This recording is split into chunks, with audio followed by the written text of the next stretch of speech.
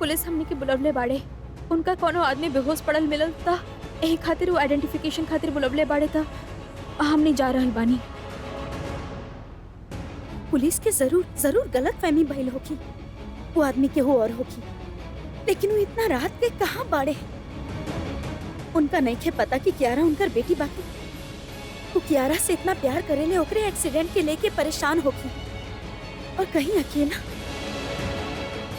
हमरा के उनकर ख्याल रखे के चाहत रहे। अब कहाँ ढूंढब उनका?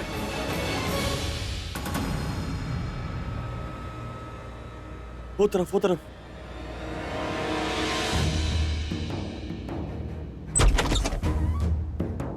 कहाँ बाबू? अरे पता ना लोग इतना दारू काहे पियले। ला एगो और चल बसल।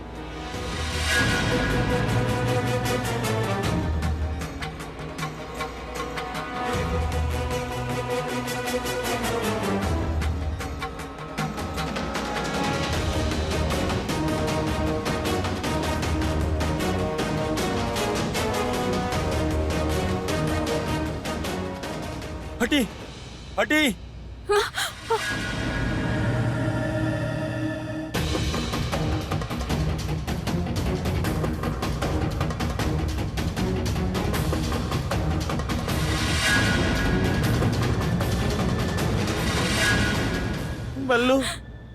बल्लू हमार भाई।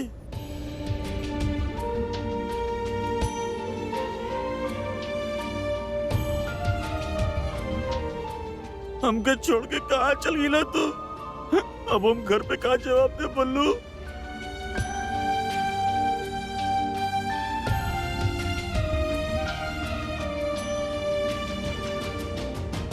आपके दिमाग तो ना खराब है इंस्पेक्टर। आपके इतना खबर ना बा कि रॉक स्टार अभी के बा। आप बिना जानले पहचानले हमनी के हिस्सा भुला लेला। You're gonna pay for this. I am sorry mister पूरब, हम आपके फोन ट्राई करते। हम आपके बतावे वाला रहनी कि मिस्टर अभिषेक मेहरा नहीं कर। I am sorry. It's okay. Thank you inspector. लेकिन अगर ये अभी ना बात, अभी बा कहाँ? कहाँ ढूंढी ओकरा?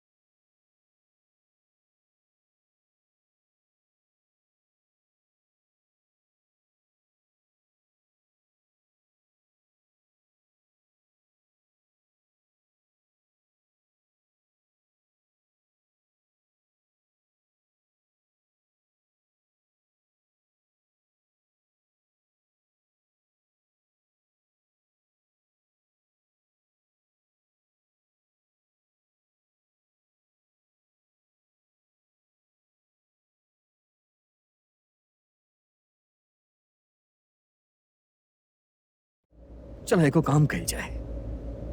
तू हमारे एक क्यों के जवाब दा, हम तहार हर क्यों के जवाब देब। आप नशा में बाड़े। तो के हमार नशा दिखत बा, हमार तकलीफ नहीं के दिखत ना। तो रहल बानी अंदर से, तोरा मालूम बा? हमरा के मालूम बा, हमरा कुछो के नहीं के सब मालूम तोरा के, कुछो नहीं के मालूम। तारा ना पता बा के, लेकिन हमके पता बा काहे आई लव के। आप देखिए प्लीज प्लीज एक बार घर चली हमरा साथे, प्लीज तोरा चली। पास हमार खुशी बा प्रज्ञा, तू हमार घर बा। देखिए आप होश में नहीं, क्या बानी हम होश में। आप चली चली।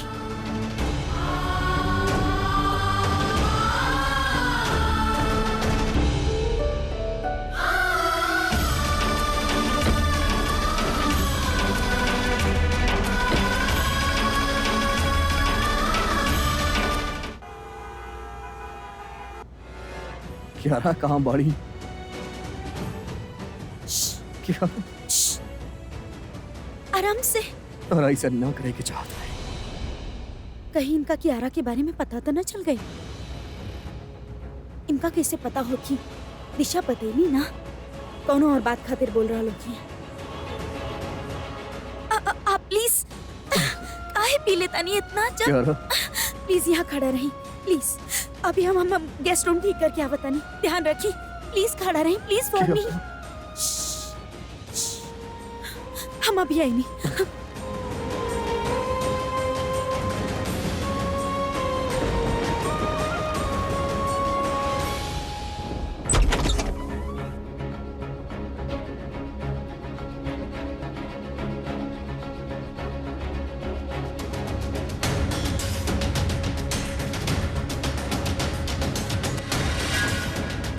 चाची, लेकिन ये गेस्ट रूम में काहे सूतल बाड़ी?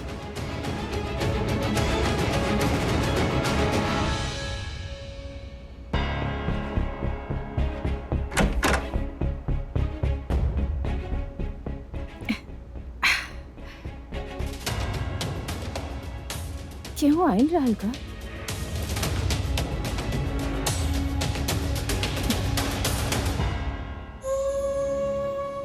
उठी चली। उठी। क्यारा कहाँ बाड़ी?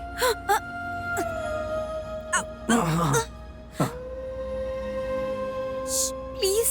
क्यारा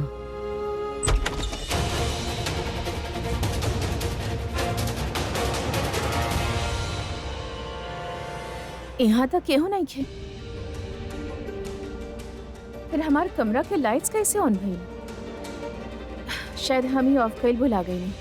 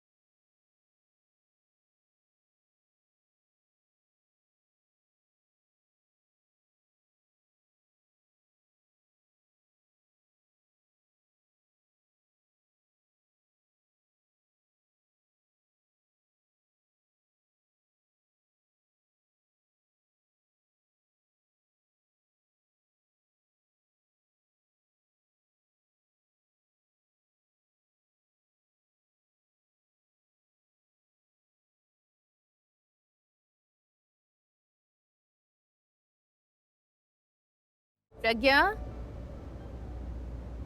प्रज्ञा, प्रज्ञा सब ठीक था बा?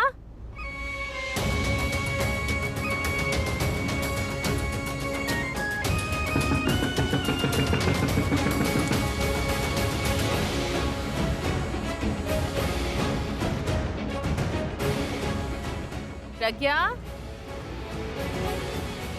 प्रज्ञा दरवाजा खोला, सब ठीक था बा? प्रज्ञा,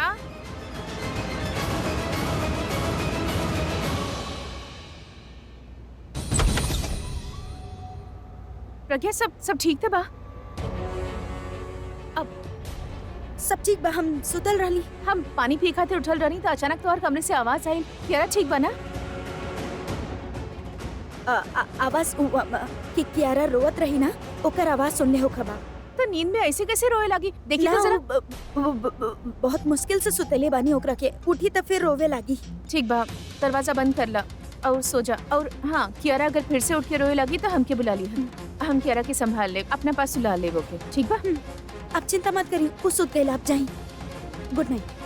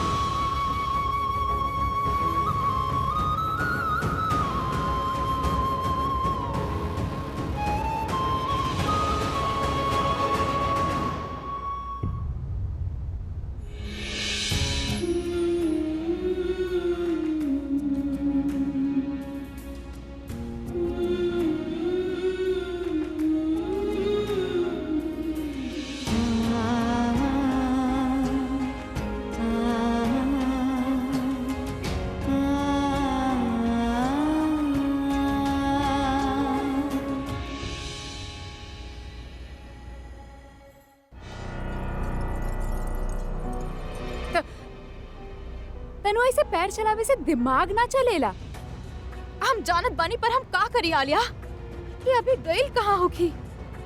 या तो वो कियारा के सच बर्दाश्त ना कर पहले होगी एक खातिर केहू के फेस ना कर पावत होगी, या तो सच जाने के बाद वो प्रज्ञा से झगड़ा करे गई होगी, या बात भी करे गई होगी कि चलो फैमिली तो बन ही गई बा, अब घर चलो। तनु तू हमके शुभ शुभ बोले खातिर कहेलू, लेकिन खुद अपशकुन जैसन बात करेलू। तारा पता बा ना, दादी कहेली कि एके बात अगर बार बार कहता वो सच हो जाला। ऐसे काहे कर रहल बाड़ू तू ऐसे? ओके फाइन, ना करब हम बात, लेकिन सो टेल मी हम का करी? मतलब कि अभी गई कहाँ होगी? या तो प्रज्ञा होके अपना पास बुला ले होगी और अपना पास ही छुपा के रख देले होगी। बच्चा बनी का भाई कि अपना पास बुला के बिठा ली, किडनैप कर ली। यार कैसन बात कर रहल बाड़ू तू? और प्रज्ञा काहे करी ऐसन? काहे कि वो हमसे बदला लेवे चाहत बिया। बदला? कैसन बदला? आलिया, यू रिमेम्बर जब ओकर शादी भइल रहे, वो अपन फर्स्ट नाइट सेलिब्रेट ना कर पाइल रहे, काहे कि अभी घर पे रहले ना रहे, तो वो अभी के ढूंढत ढूंढत हमार घर पे आ गेल रहे, और अभी के हमरा साथ देख के वो बर्दाश्त ना कर पाइल होगी, और वही चीज के वो आज हमसे बदला ले रहल बिया, काहे कि अब हम अभी के बीवी बानी और वो अभी के अपना पास रखे चाहत बिया। प्रज्ञा तहरा जैसन ना भी। व्हाट डू यू मीन कि प्रज्ञा हमार जैसन नहीं खे? मतलब ई कि अगर प्रज्ञा के पता चल जात कि भाई कहाँ बानी, तो वो सबसे पहले हमनी के बताइए, काहे कि ओकरा पता बा कि हमनी के तब परेशान बानी भाई के लेके। तू ना कर तू। प्रज्ञा इतना अच्छा भी नहीं कि जितना तो ओकरा बना रहल बाड़ू। वो बहुत डिप्लोमेटिक बिया, अपन इमेज बिना खराब कैले केहू और के इमेज कैसे खराब करे के बा बहुत अच्छा से जाने ले। Actually you know what, you are right, Pragya हमार जैसन बन भी ना सकेले, काहे कि हम जे बानी जैसन भी बानी मुंह पे बोले नहीं, और शायद यही खातिर हम कुछ लोगन के पसंद भी ना आवे नहीं। लेकिन अगर हम जैसन सोच रहल बानी प्रज्ञा ओइसन कुछ भी कैलस ना, तो हम ओकर जान ले ले। प्लीज यार तनी, ई जान लेवल देहल तो तू छोड़ ही द तनी। का कर लेलू तू पिछला बार? तू झूमर गिरैले रहलू। वो प्रज्ञा तो मरल नहीं के, लेकिन जॉन के मारे के पड़ल और निखिल के तहरा लाइफ में वापस आए के पड़ल। जेकरा पीछे पुलिस पड़ल बा, वो पकड़ल गई तो हम नहीं पकड़ल गई। ऐसे तू ऐसा प्लान ना तब बनावल करा, ना उनके बारे में सोचल करा। और अगर कुछ सोचे के बाना तो ई सोचा कि ई वक्त भाई कहाँ बानी।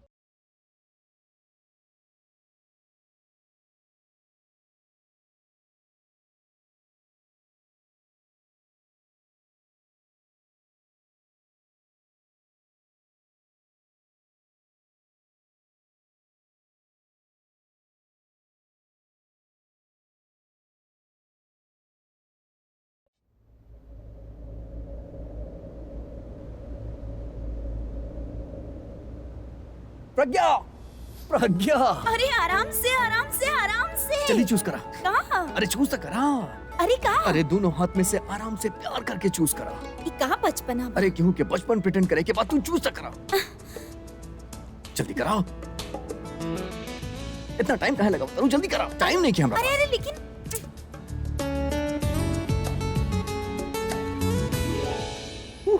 बेटी हुई। का? हाँ, अभी जब हम रास्ता से आवत रहनी ना तो दादी मिलनी हमके आशीर्वाद देत रहनी ऐसे रास्ता में खड़ा होके हमसे कहनी कि भगवान तोर सारा मुराद पूरा करे। फिर हम सोचनी कि ऐसन का बा जौन हम चाहेली, ऐसन का बा जौन तू चाहेलो, ऐसन का बा जौन भगवान चाहेला। फिर दिमाग में एक ही चीज आई, बेटी। और आप इतना श्योर कैसे हो गए? हमार कातिल निगाह वाला बीबी, हम कह देनी ना कि बेटी होई तब बेटी ही होई। लेकिन वो में तो आपके नाम लिखल बा। हाँ, काहे कि बेटी जोन हुई ना बिल्कुल हमरा तरह हुई।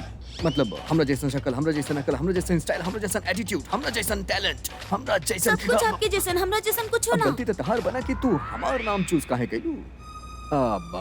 देखा, अब बेटी जोन हुई ना हमरा जैसन हुई था, हम बहुत पजेसिव उठे वाला बनी। हम ओकरा दूसरे कमरा में ना सूते थे, हमनी तीनों एक ही बेड पे सोए।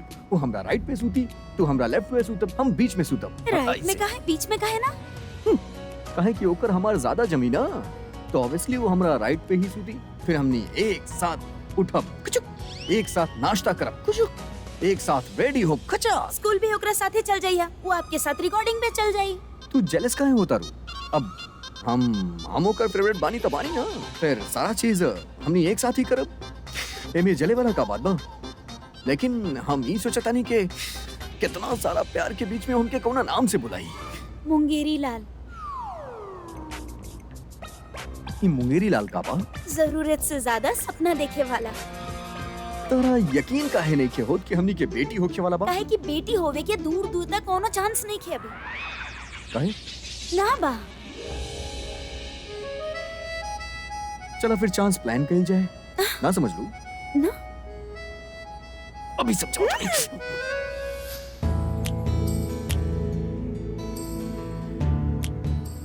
आपके सपना सच हो गई।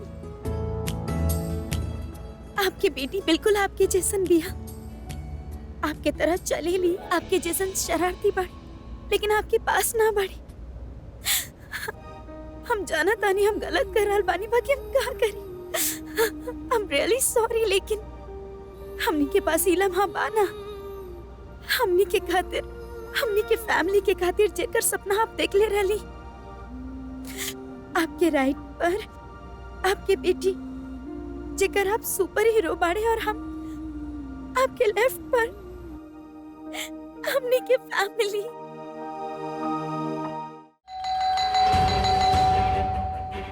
ये जरूर बेल प्रज्ञा ही खराब कैले होखी।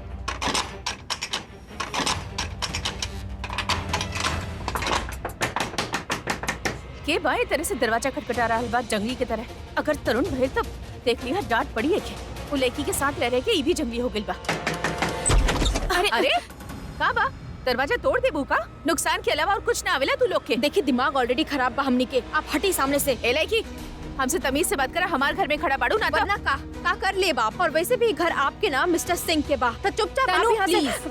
जस्ट काम डाउन, हम यहाँ आराम से भी बात कर सके नहीं। तो हमके चुप रहे खातिर बोल रहल बाड़ू। हमारे घर में एक ही बोला चुप रहे खातिर। आप हमार मुंह मत लगी और हटी यहाँ से। अरे अरे कहाँ चला जा रहा बाड़ू? बाजार समझ के रख ले बाड़ू, कबो भी कहीं भी घुस जाइबू। हमने एजा झगड़ा करे ना आनी, हमने बहुत परेशान बनी। आप एगो काम करी प्लीज, भाई के जाके बोल दी आलिया तनून के लेवे आई दिया। That's it. कौन भाई? तोहार भाई अभिषेक मेहरा? वो यहाँ पर का करी बखत? काहे आई हुई यहाँ पर? वो आप प्रज्ञा से ही पूछी, लेकिन हमने अभी के लेवे आयल बानी, ओके लेके ही जाई। प्रज्ञा से काहे पूछी? वो यहाँ पर ना बा, कहनी ना हम ना बा। वो यहीं पे बा, हम ओकरा लेके जाई। ना बा यहाँ पर। अरे प्लीज यार, just calm down for God sake यार। देखिए आप प्लीज बोले से बेहतर बा कि आप प्रज्ञा के रूम में जाके चेक कर ली कि भाई होइजा बानी की ना। एक बार आप देख ले तो हमनी के भी तसल्ली मिल जाए। प्लीज आप जाके देख ली। देख लेगी तू तमीज से बात कर रहल बाड़ू, ऐसे तमीज से धोके बता रहल बानी। हम अभी अभी प्रज्ञा के कमरा से आ रहल बानी। अभिषेक वहाँ पर ना बा, वहाँ पर सिर्फ कियारा और प्रज्ञा बा बस। खुद हमने अपन तसल्ली करके जाए कि अभी यहाँ पे बा कि ना।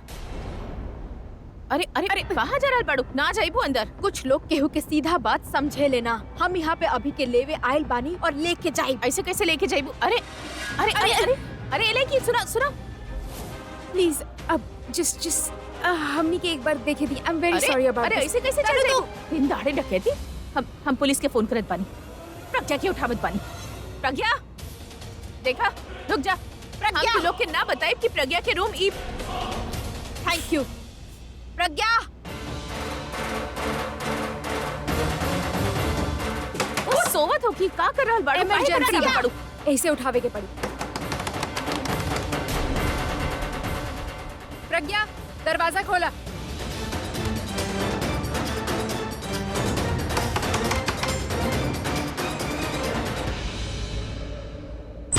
प्रज्ञा हमें लोग के मना करत रहनी, जबरदस्ती घुसत चलैले। अभी के ढूंढत बाड़े यहाँ पर। अभी कहाँ बा? अंदर बढ़े। आपके सीन यहीं पे खत्म भइल, आप जा सकेनी।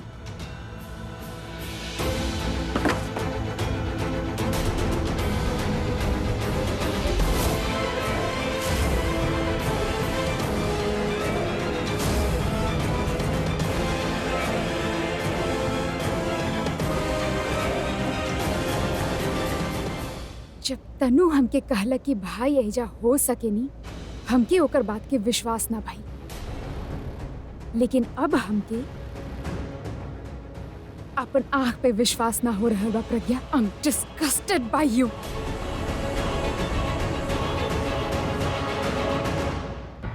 अभी अभी अभी अभी हम जानत रहनी कि तू यहाँ पे बाड़ा, कि प्रज्ञा तो के यहाँ पे छिपा के रखले रहे, पर हम आ गइल बानी तो के लेवे खातिर। हम तो के एकर जाल में फंसे ना देव, हमके तो से केहू अलग ना कर सकेला। अभी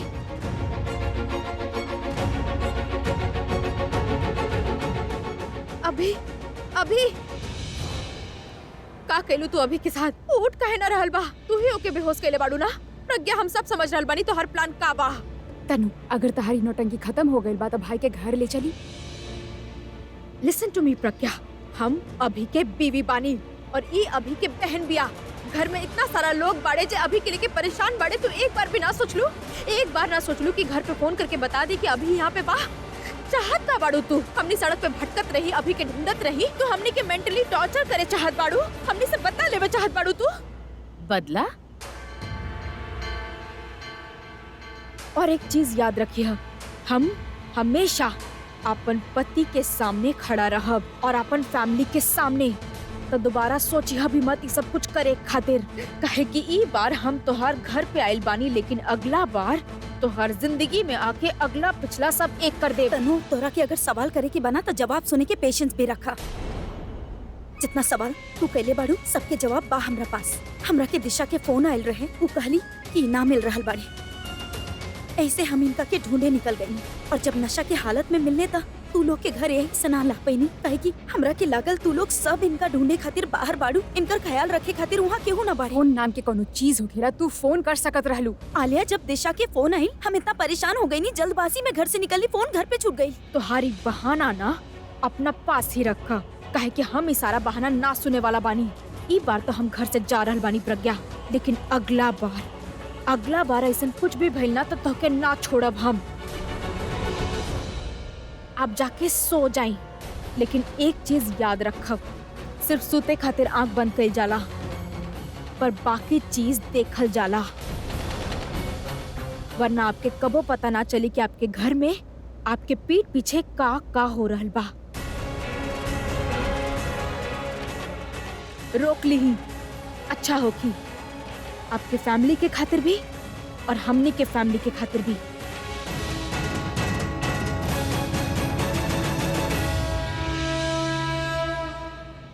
तनु इतना गुस्सा काहे कर रहल बड़ी? प्रज्ञा अभी के घर लेके आयल बिया एक खातिर, या एके पता बा कि दोनों के बीच अफेयर चल रहल बा एक खातिर?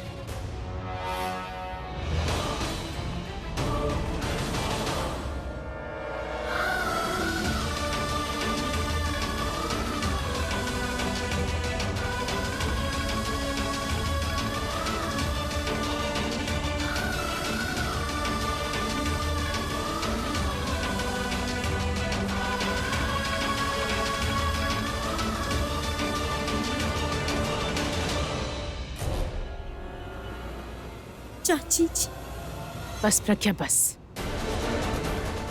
हर बार तोहरा वजह से वो औरत से हमके बेइज्जती सहन करे के पड़ेला।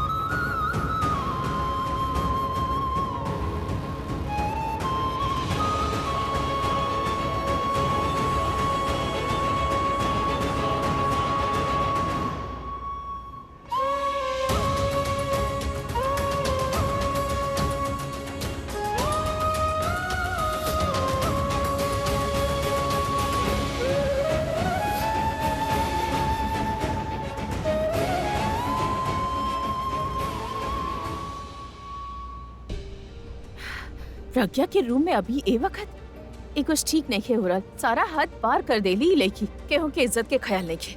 अरे कम से कम आपन ना था किंग के इज्जत के ख्याल कइल होके थे और मुंह पे पूछनी तो झूठ बोल देली सरासर। और किंग ये सब बात पे ध्यान ना दे रहल बा।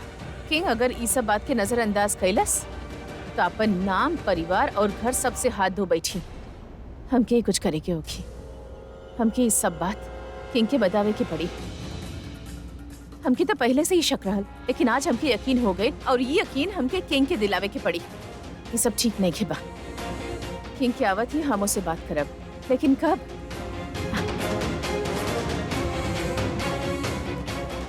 कल हम किंग से बात करब। तो कब है जे कल तरुण के संगीत बा।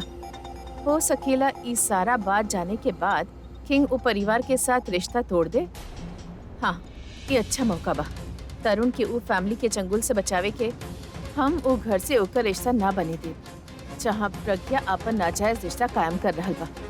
बस अब आवेदा किंग के कलू हमार बात भी सुनब और हमार बात मानब भी। आई होप सब कुछ ठीक होके, कुछ भइल ना होके जीजू के। हे भगवान। पूरब जी, पूरब जी, कहाँ भइल?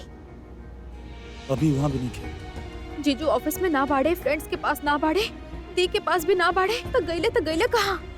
कहीं ऐसा तो ना कि ओके पता चल गई बाकी कियारा ओकर बेटी भी है और कहीं गम में कहीं बैठ के ड्रिंक कर रहे लोग है। ना ना, हे भगवान ऐसा ना होके। उनका अगर बाहर से कहीं से पता चल गया ना, दिल टूट जाये उनका। दी के ही गलत समझे कभी माफ ना कर पाई है। कुछ बने से पहले सारा बात बिगड़ जाये। इतना मत सोचो दिशा, हम सिर्फ अंदाजा लगा रहल बानी, ऐसा ना भी हो सकेला। ऐसा हो भी सकेला ना। बोलने रहनी हम दी के की बता दी हूँ, पता ना काहे ना बता रहल बाड़ी। का बात बा जे उनको रोक रहल बा। तू शांत हो जा दिशा, गलत भी जीजू अभी का भी लेके कहाँ भी लली? लाओ हमके तो हम लेके जाते इट्स ओके पूरब, हमने लेके जाते तनु हम कह रहल बानी ना, हमके तो हम ले जाए। It's okay Purab, we can let him take please. चल भाई का बा इनका कुछ ना, थोड़ा ज्यादा पी ले रहनी, so he is out of his senses. लेके रूम में लेके चला चला। संभाल के। कहाँ मिल ले? ओही जे एक के ठिकाना बा तोहार दी के घर।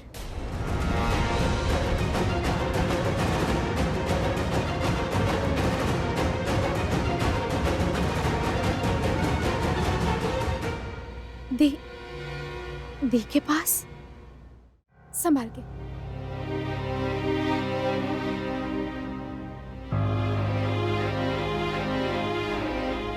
तब बताई टीचर साहिबा, का नाम देबू अपन बहन के घटिया हरकत के? वैसे तो बहुत लेक्चर देवलू ना, अभी चैप्टर के एक्सप्लेन करा। बतावा कि तहार बहन ई घर के धोखा दे रहल बिया। बहुत स्वीट और केयरिंग बने लेना। बतावा सबके कि तोहार बहन ई घर से बदला लेवे चाहत बिया। बतावा। हमनी सब यहाँ पे अभी खातिर परेशान घूमत रहनी और तोहार बहन प्रज्ञा अभी के अपन रूम में छुपा के रखले रहे। You know what, I am sure कि जब प्रज्ञा के तोहरा पास फोन आयल रहे ना, तब अभी ओकरे पास रहे, लेकिन ऊ तोहके बताइल जरूरी ना समझलस। इनफैक्ट हमने से इन्फॉर्मेशन लेते रहे कि अभी कहाँ बा। परेशान लोगन के और परेशान करत रहे। कुछ भी मत बोला तनु, कुछ भी बोले जा रहल बाड़ू।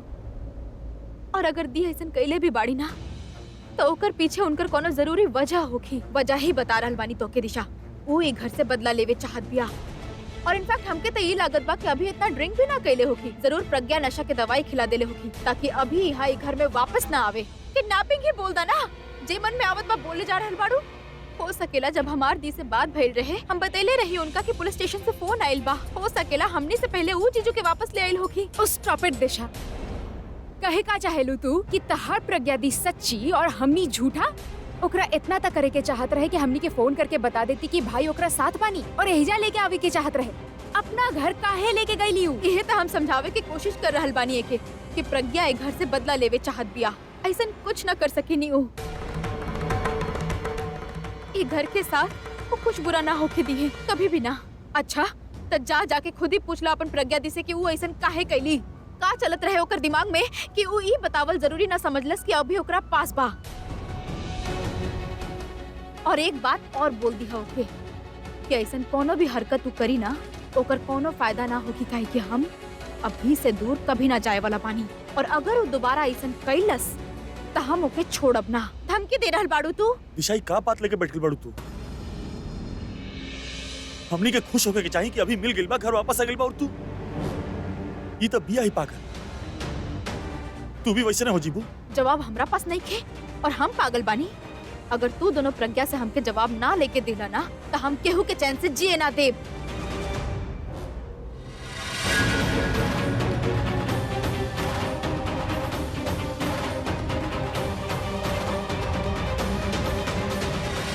इनके लागे लाके प्रज्ञा जे करेले सही करेले, लेकिन अगर आलिया ई हमके प्रज्ञा से जवाब लाके ना दे लेना तो हम खुद ओसे पूछब। तनु जस्ट काम डाउन प्लीज। ई वक्त हमनी के ध्यान सिर्फ और सिर्फ भाई के ऊपर होके के चाहिए कि वो जल्द से जल्द ठीक हो जाए, उनके जल्द से जल्द होश आ जाए। We can talk about this later. I hope भाई के कल सुबह तक होश आ जाए। ए किंग काहे ना आइल अभी तक? ई तो कहले रहे कि जल्दी आ जाए। हम फोन करत बानी एके। हाँ भरत, सारा सामान घर में ले आवा। हाय चाची। कैसन बड़ा बेटा? First class. किंग हमके ना तो उसे बहुत जरूरी बात करे के बा। यस चाची, हमके पता बार और बहुत सारा फोन भी आइल हमके, बस हमके 2 मिनट दी, हम अभी आउट बा। ई बात बहुत जरूरी बा बेटा। यस चाची, हमके अपन प्रिंसेस से मिले के बा। You know how much I love her. I know. No you don't know. हमके भी आज पता चलल कि हम ओके कितना प्यार करे नहीं, हम ओके इतना मिस करते नहीं कि हमके लागत हम उसे ना मिले तो हमें कुछ हो जाई। शाम के आवे वाला रहनी, लेकिन जल्दी आगे नहीं उससे मिले खातिर। 2 मिनट।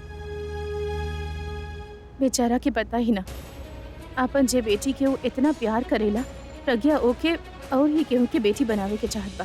प्रिंसेस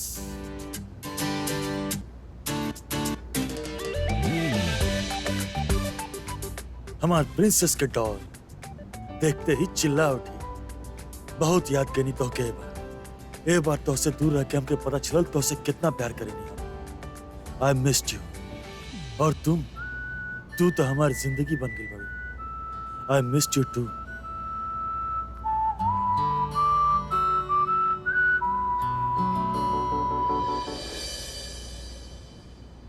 बेचारा किंग जितना प्यार ये आपन फैमिली से करेला, उतना ही प्रज्ञा ओके बेवकूफ बना रह दिया और ना देख सकेनी हम सब। हम किंग के धोखा में ना रख सकेनी। हम अभी ओके सब कुछ बता देब। किंग हमके तो उसे जरूरी। किंग हम जानत बानी, लेकिन हमके जो बात है उसे करे के बा वो उतने ही इम्पोर्टेंट बा। चाची, इतना दिन बाद देख रहल बानी है के जी भर के देख तले भी दी, काहे कि अगर एके देख के जी ना भरल तो राउर बात पे ध्यान ना जाई।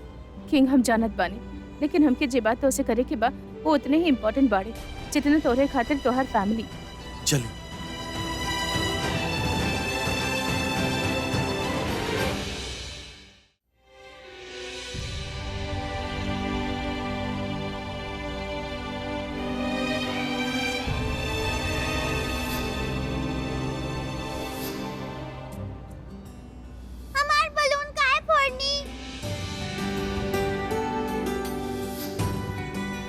पापा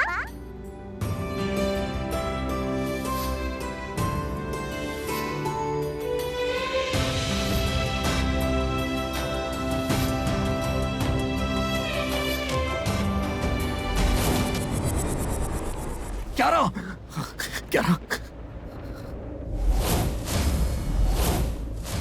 हम सच में ग्यारह के साथ रहनी या सब हमार ही बनावल ख्वाब रहे? डोंट वरी मम्मा, अब हम ठीक बानी, काहे कि सुपरमैन के ब्लड अब हमारे अंदर बा। ना, ये सब सच रहे, वो बात धुंधला ना रहे। मतलब क्यारा सच में, क्यारा हमार बेटी बाड़ी।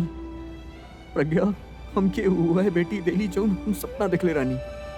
वो सपना पूरा करके वो आँख काहे मोड़ लेली, काहे ना बतैली प्रज्ञा हमके क्यारा के बारे में। हमके जाने के बा, हमके जाने के बा कि प्रज्ञा के दिल में का चलत रहे ओकर दिमाग में। वो सच में हमार केयर करेली या ये सब नाटक बा? किंग, यस चाची, का जरूरी बात बा? तरुण और नेहा के रिश्ता तोड़े के पड़ी। व्हाट चाची? आई मीन तरुण और नेहा अभी बड़ा बड़े वो लोग डिसाइड कर ले बड़े, मंगनी तक हो चुकल बा, मेहमान लोग के पता लग चुकल बा, आज एगो फंक्शन बा, रुआ घर पर कैंसिल कर दा। हम कुछ न जाने ली, वो दोनों के रिश्ता तोड़े के ही पड़ी। व्हाट डू यू सेइंग चाची? हमके लागत रुआ मार गई बानी। कुछ मानल ओनल ला रही, मजबूरी रहे हमार। लेकिन जे कुछ कल रात हम देखनी, ओके देख के हम अपन मजबूरी ना देख सकेनी। ये रिश्ता तोड़े के ही पड़ी। ओके चाची, हम आपसे ये बात बार बार करके थक चुकल बानी। हम बाहर से आइल बानी, हम अभी फ्रेशन अप होके जा रहल बानी। कल रात अभी प्रज्ञा के बेडरूम में रहे और वो भी नशा के हालत में।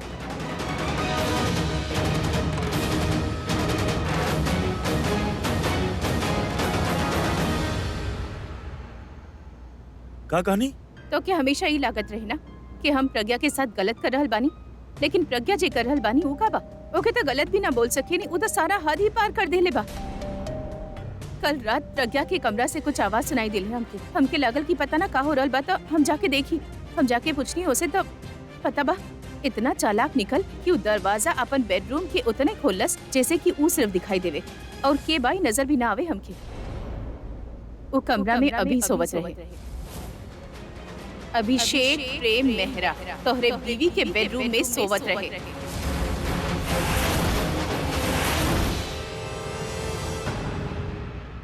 तो क्या अभी लगत बा कि हम गलत बानी? हमके वहम भइल बा? तो कान खोल के सुन ला बेटा कि ई बात अभी के वाइफ तनु और ओकर बहन आलिया अच्छा तरह से जाने ले कि अभी और प्रज्ञा के अफेयर चल रहल बा। यही खातिर तो अभी के ढूंढत उ लोग ई घर में आइल रहली। हमसे पूछत रहनी ना तो उ लोग ई घर में काहे आई थी। अब पानी सर के ऊपर हो चुकल बा। अगर वक्त रहते तू कुछ ना कैला ना तो सब कुछ डूब जाई बेटा। तू ओकर हस्बैंड बाड़ा तो के पता होके के चाहिए, ओकरा पे नजर रखे के चाहिए, ना कि तितली बन के ओकरा उड़ा देवे के चाहिए। वैसे अब हमके समझ में आ रहल बा कि तू ओकरा पे नजर काहे ना रख सकेला, काहे कि नजर तब रखता ना जब वो तहार आपन हो। अब तू ही बतावा ई बात ठीक बाड़े? कौनो भले घर के लड़की केहू और मर्द के ला के अपन कमरा में अपन बेडरूम में सुलावे, वो भी नशा के हालत में बिना केहू के बताए, वो भी रात के। बहुत बुरा लग रहल बाना। अभी तो हम कर रहल बानी, कल दुनिया कही मीडिया कही तब तू का करबा? तो हर सारा इमेज बर्बाद हो जाए और तू कुछ ना कर पाई बा। बेटा अभी तो तरुण और नेहा के शादी न भइल बा तब ई हाल बा। शादी हो जाई तब का होई? तब इस शादी के आड़ में अपन नाजायज रिश्ता के जायज करे की कोशिश करी है। यही खातिर वो घर में हमके कोनो रिश्ता ना करे के बा। जे घर के चाचा ऐसन बा वो घर के भतीजी कैसन होई? अगर तो के अपन बीवी के परवाह ना बाड़े तो ना होए, लेकिन हमके अपन बेटा के परवाह बाड़े। तू माना या ना माना, इस सारा प्लान हमके लागत बा कि प्रज्ञा के बा। यह नेहा के ढूंढ के तरुण की जिंदगी में लाई ताकि ये दोनों के अफेयर चल सके। ये दोनों की सगाई करवाइले और शादी करवा रहल बिया। इतना अच्छा भइल कि प्रज्ञा और अभी के सिर्फ हम वो कमरा में देखनी। अगर तू देख ले होता तो तोहार का हाल होई? स्टॉप इट चाची प्लीज। Stop it? हम चुप हो जाई? पीठ पीछे जे चीज हो रहल बा ना, एक बार शादी हो गई ना तो सब कुछ खुलेआम होई। हम कह रहल बानी किंतों से। देखा बेटा, प्रज्ञा और तू एक रूम में ना सोवेला, लेकिन एकर ये मतलब दना कि कौनो और मर्द के लेके अपन कमरे में आवा, सुलाला ओके, सो जा ओकरे साथ। कुछ करा किंग, ना तब सब बर्बाद हो जाए। करा कुछ।